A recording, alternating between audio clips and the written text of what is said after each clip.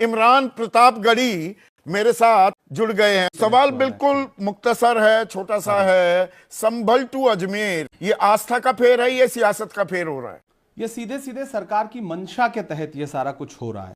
तुझको कितनों का लहू चाहिए अर्ज़े वतन, कितनी आहों से कलेजा तेरा ठंडा होगा। 5 युवक मारे गए हैं, अभी उनकी मिट्टी सूखी भी नहीं है, उनके परिवारों की चीखें भी नहीं बंद हुई हैं और एक नया मामला खड़ा कर दिया गया।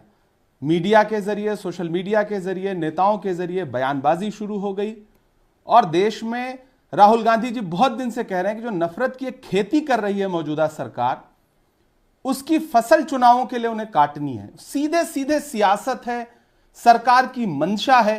वरना संभल और अजमेर दोनों का अगर आप विश्लेषण करेंगे संदीप जी, आप बताइए, आनन फानन में याचिका दाखिल होती है, आनन फानन में सर्वे का ऑर्डर होता है और आनन फानन में प्रशासन तैयार बैठा है उसी दिन सर्वे करवाने के लिए, उसी दिन तुरंत। और ये मंशा नहीं है तो और क्या है? अगले दिन विधानसभा 9 विधानसभा सीटों पर उपचुनाव भी होने थे।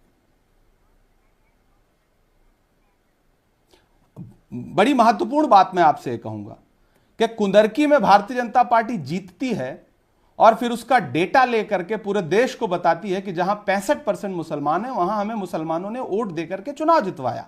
ढिंढोरा पीटती है इसका, मीडिया पे नैरेटिव बनाया जाता है, भाईजान ने वोट दिया। कुंदरकी और संभल सटा हुआ है, पास पास है। 23 तारीख को आप जीत का जश्न मना रहे होते हैं और नारा लगा रहे होते हैं कि मुसलमानों ने हमें वोट देकर के मोदी के सबका साथ सबका विकास के नारे पे भरोसा जताया, योगी जी के नारे पे भरोसा जताया, हमारा साथ दिया। और अगली सुबह 24 तारीख को आप उसी संभल में 5 लाशों का तोहफा देते हैं। मुझे तो देश से बहुत भावुकता के साथ पूछना है कि न साजिश थी, न कोई जंग का ऐलान लिखा था, बुझी आंखों में एक मासूम सा अरमान लिखा था, जिसे दंगाई कह के सीधे गोली मार दी तुमने, उसी मजदूर के सीने पे हिंदुस्तान लिखा था। वहां माएं बिलख रही हैं। नहीं इमरान, देखिए शायरी अपनी जगह ठीक है, सरकार के नहीं शायरी अपनी जगह ठीक है, क्योंकि यहाँ अदालत की किसी सवालों के घेरे में है। किसी सरकार एक जिम्मेदार पर एक मिनट इमरान भाई, आप सरकार पर एक सवाल पूछना है संदीप भाई। हाँ बोलिए। मुझे आप बताइए कि इतना बड़ा हादसा हुआ, इतनी मौतें हुई, सरकार के किसी एक जिम्मेदार व्यक्ति का कोई जिम्मेदारी भरा बयान है? संवेदना के एक शब्द हैं? जैसे सरकार के तो मन मुताबिक सब कुछ हो रहा है। आप भाजपा के नेताओं के जो पदों पर बैठे हैं, जो मंत्री हैं, उनके बयान उठा के देखिए। आप कौन सा माहौल बनाना चाहते हैं? नहीं, आप सरकार पर आरोप तो लगा रहे हैं, अदालतों के रवैये पर भी सवाल हो रहा है, उस पर तो मैं आता हूं। लेकिन यहां पर ए.के. वाजपेयी ने एक अहम सवाल उठाया है और सवाल दरअसल सीधे इस पूरे मुद्दे की बुनियाद से जुड़ा हुआ है। वो है प्लेसेस ऑफ वर्शिप एक्ट 1991 का कानून। उस कानून में आपने वो गुंजाइश क्यों छोड़ दी? उसको एयर टाइट कानून क्यों नहीं बनाया कि सुप्रीम कोर्ट को कहना पड़ा कि भाई सेक्शन 3 इस बात की इजाजत देने से इनकार नहीं करता कि भाई आप मूल चरित्र खोजना चाहें तो खोजिए।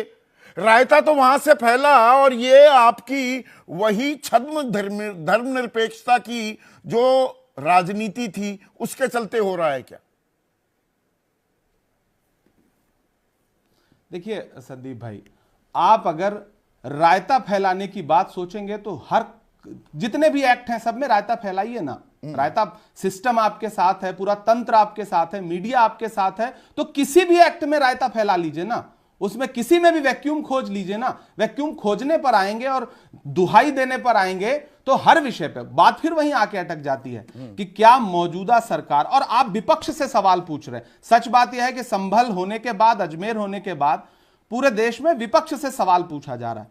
क्या मीडिया का कोई साथी देश के गृह मंत्री से पूछ रहा है कि जो हम सबसे सवाल पूछ रहे हैं इमरान, क्या कर रही है? हम ना काहू से दोस्ती ना काहू से बैर, दूसरों की जिम्मेदारी नहीं लेता हूं। संदीप भाई हम आप पे सवाल नहीं खड़ा कर रहे हैं संदीप भाई। मैं पूरे एक तंत्र की बात कर रहा हूं, मैं पूरे मीडिया समाज की बात कर रहा हूं। संभल से जो विजुअल प्रशासन ने देश को उपलब्ध कराए, मीडिया को उपलब्ध कराए, वो तो मीडिया चीख चीख करके देश को दिखा रहा है। जो फायरिंग करते हुए तस्वीरें और विजुअल्स देश के सामने आए, वो तस्वीरें मीडिया के पर्दे से हट गईं। जो काम मीडिया को करना चाहिए, सच बात तो यह है कि पलट के प्रशासन से जो सवाल मीडिया को पूछना चाहिए था, वो कितनी सहजता से इंटरव्यू ले रहा है उसी प्रशासन से। तो कहीं ना कहीं पूरा एक सिस्टम है जो सच में दुश्मनों की तरह। मैं बहुत अदालत सुप्रीम कोर्ट को स्वतः संज्ञान लेना चाहिए। गाढ़े अब याचिकाएं दाखिल हो गई हैं, सुनवाई की तारीख जो मुझे जानकारी दे रहे हैं, बिल्कुल संज्ञान लेना चाहिए, बिल्कुल संज्ञान लेना चाहिए, बिल्कुल संज्ञान लेना चाहिए। निचली अदालतें जैसा व्यवहार कर रही हैं, आप खुद देखिए। मंशा पे सवाल क्यों ना खड़ा हो। मैंने कहा ना, आनन फानन में, इसे आनन फानन नहीं कहते। सर्वे का जो टाइम होता है वो 10 बजे से 5 बजे तक होता है, आदेश होता है, और रात में शाम में 7 बजे 8 बजे तक सर्वे होता है। और एक दिन वहां की मस्जिद कमेटी से, वहां के स्थानीय जो जनप्रतिनिधि थे, उनसे कहा जाता है कि सर्वे पूरा हो गया। उसके बाद जब अगले दिन सर्वे के लिए आते हैं तो किसी स्थानीय इतने संवेदनशील मामले पर आप मुझे बताइए कि लोकल प्रशासन को स्थानीय जनप्रतिनिधियों को विश्वास में ये मंदिर मस्जिद के घमासान में संसद कहां है अब? क्योंकि आप सांसद भी हैं। आखिरी सवाल आपसे इमरान, अरे भाई आपको भेजते हैं प्रतिनिधि बनाकर, देश की दशा आप दुरुस्त करेंगे, चर्चा हो पाएगी, मर्रम लगेगी, सलाह मशवरा होगा। सरकार को संसद चलानी थी तो विपक्ष के 146 सांसद एक दिन में सस्पेंड करके संसद चलाई गई, बिल पास कराए गए। आज भाजपा उल्टा कहती है कि विपक्ष संसद नहीं चलने दे रहा है। जब आपको बिल पास कराने होते हैं तब विपक्ष के विरोध के बाद भी आप संसद कैसे चला लेते हैं? 146 सांसद एक दिन में आपने सस्पेंड किए, उसके बाद संसद चलाई। आज आप तैयार बैठे हैं कि हमको संसद को जो है एडजॉर्न कर देना है, संसद नहीं चलाना है। सरकार जानती है कि संसद चलेगी तो बहस होगी संभल पर, संसद चलेगी तो बहस होगी अडानी पर, सवाल पूछे जाएंगे। इसलिए विपक्ष के नाम पे ठीकरा फोड़ो और संसद एडजॉर्न कर दो, डिबेट मत कराओ, भागो संसद से, संविधान दिवस मनाओ और दिल्ली से तो यहाँ पर भाईचारा कायम करने की क्या कोई कोशिश कर रहा है? बहुत बहुत शुक्रिया इमरान प्रतापगढ़ी।